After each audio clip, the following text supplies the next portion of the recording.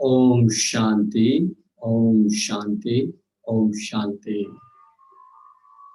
आज का मुरली मंथन कार्यक्रम में आप सभी का बहुत बहुत स्वागत है।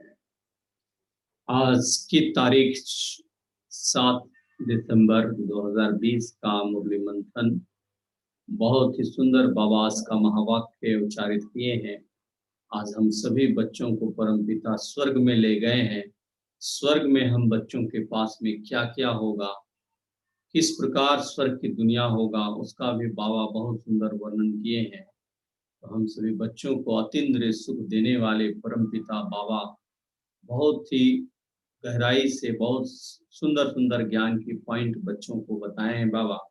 आज इस मुरली पर हम सभी चिंतन करेंगे और मुख्य मुख्य पॉइंट और बताए हैं। तो राकेश भाई आज का मुरली का पॉइंट बोलेंगे।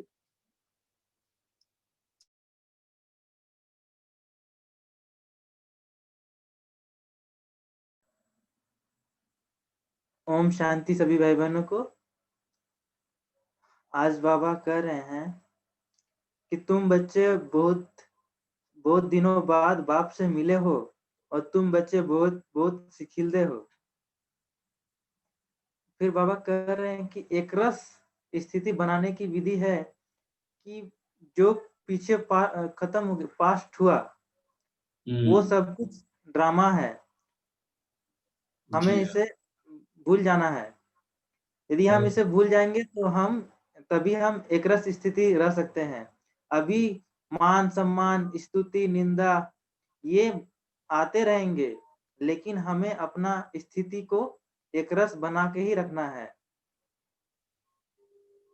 फिर कह रहे हैं कि सतयुग में वहाँ कोई लकड़ी आदि नहीं जलाते हैं खाना वाना बनाने के लिए आदि हो सके जी।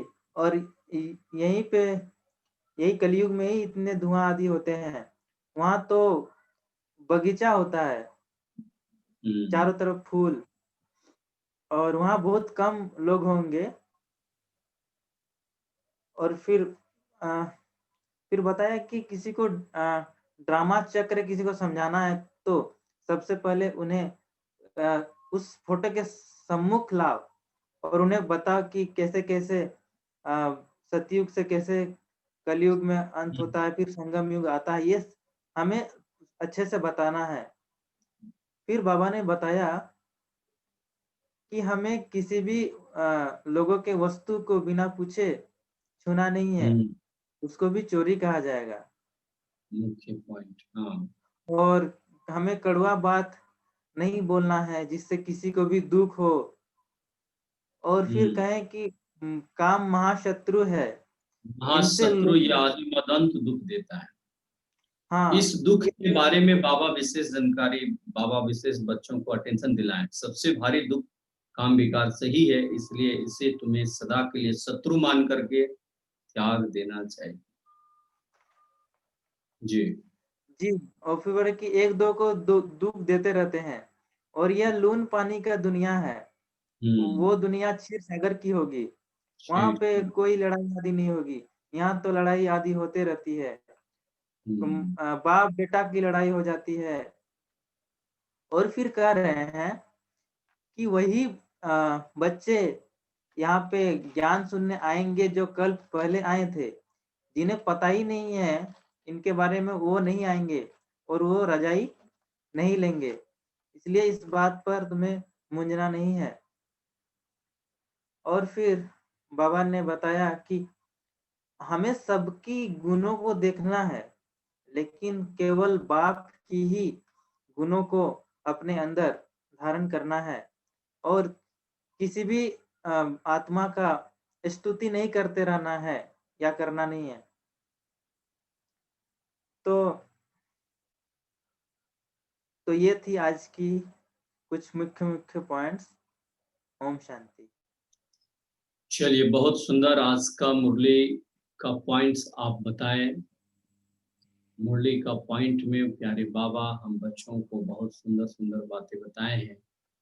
और मुरली का प्रश्न में भी था, एक रस अवस्था किन बातों पर हो सकती है, और वरदान प्यारे बाबा हम बच्चों को दे रहे थे सर्वगुणों पर। और स्लोगन में भी प्यारे बाबा हमें दिए हैं साक्षी दृष्टा पर। तो प्यारे बाबा बोले कि एक रस अवस्था बनाने की विधि क्या है?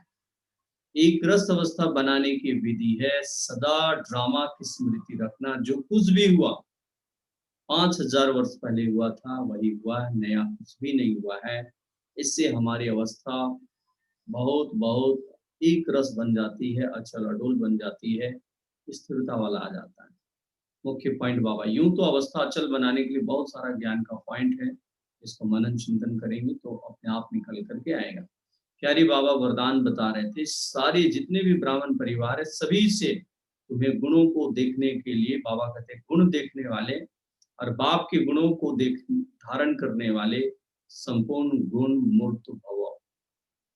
तो प्यारे बाबा बोले केवल एक तुम्हें बाप के ही गुण, सभी भाई बहनों का गुणों को देखना, विशेषताओं को देखना और एक परमात्मा बाप जो गुणों का सागर है उनकी गुणों को अपने जीवन में धारण करना है। तो बाबा बोले यहाँ जो गुणों को धारण करेंगे वो विजयी माला में आ जाएंगे, है ना। और स्लोगन में बाबा बोले साक्षी दृष्टा वाले बच्चे, साक्षी दृष्टा में स्थित जो बच्चे होते हैं वो बच्चे कभी भी बाबा कहते हैं ड्रामा के कोई भी सीन से घबराते नहीं है। हर एक आत्माओं का पाठ वो साक्षी होकर के देखते हैं। तो हम बच्चों को सदा साक्षी दृष्टा का अभ्यास करना है।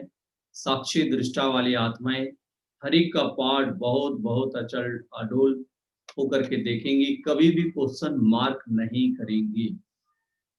तो ये संपूर्ण प्यारे बाबा का आज का मुख्य और सार रूप में मनन चिंतन का पॉइंट था। चलिए आप सभी का बहुत बहुत धन्यवाद, शुक्रिया। ओम शांति, ओम शांति, ओम शांति।